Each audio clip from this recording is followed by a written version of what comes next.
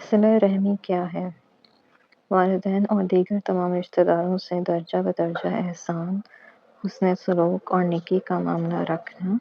اور حسب توفیق ان کے حقوق کو فرض سمجھ کر ادا کرنا صلہ رحمی کہلاتا ہے۔ رشتے اور قرابت داریاں سب اللہ تعالیٰ نے بنائی ہیں اور اسی نے اپنے قدرت سے ان کو باندھ کر رکھا ہے، لیکن کبھی کبھار ایسا ہوتا ہے کہ ہماری اپنے رشتہ داروں سے نہیں بن رہی ہوتی، اور اس میں بھی آپ کے اندر جو آپ کا کوئی ٹراما ہے، کوئی جیسے کسی کا کوئی چائلڈہڈ ٹراما ہے،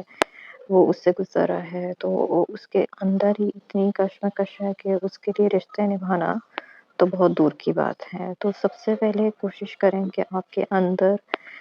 جو بھی جنگ چل رہی ہے اس کو پہلے سیٹل ڈاؤن کریں، اس کو باہر نکالیں۔ اب حالات جو ہیں وہ بدل چکے ہیں، اور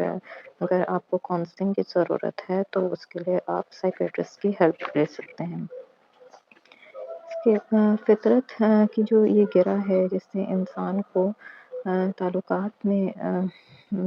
جوڑ کر رکھا ہوا ہے اللہ تعالیٰ نے ہمیں، اور اگر ہم اس میں بگاڑ پیدا کریں گے، اس میں بگاڑ پیدا کرنا کیا ہے، جیسے غیبت کرنا، بہتان، چغلی، حسد، بدگمانیاں پیدا کرنا، لڑائی جھگڑے کرنا اور ایک دوسرے سے تعلق کو ختم کر دینا، یہ قطع رحمی کہلاتا ہے۔ اور ان لوگوں کے بارے میں وعید ہے جو لوگ رشتوں کو کاٹتے ہیں جبکہ اللہ نے ان کے ملانے کا حکم دیا ہے، اور وہ زمین میں فساد میں چاہتے ہیں،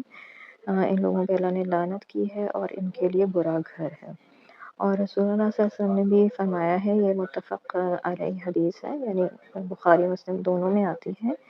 کہ رشتہ کاٹنے والا جنت میں داخل نہیں ہوگا۔ تو کوشش کریں کہ اپنے ارد گرد کے جو رشتے ہیں ان کو جوڑ کر رکھیں، اور اگر ان کے درمیان ناراضگیاں ہیں تو ان کو دور کرنے کی کوشش کریں، اور آپس کی لڑائی جھگڑوں کو ختم کریں، کیونکہ یہ بھی ایک بوجھ ہے جو آپ کے پچھلے ٹراما کے اندر ایڈ ہو رہا ہے۔ اور آپ کس نیت سے یہ کام کریں گے کہ آخرت میں اچھے بدلے کے، اور دنیا میں بھی آپ کو پھر آپ کے رشتوں میں، آپ کے گھر میں، آپ کے نعمتوں میں برکتیں آپ کو نصیب ہوں گی۔ ویسے بھی رسول اللہ صلی اللہ علیہ وسلم نے فرمایا ہے کہ جس کو یہ پسند ہو کہ اس کی روزی میں وسعت اور عمر میں برکت ہو، اسے چاہیے کہ وہ صلہ رحمی کرے۔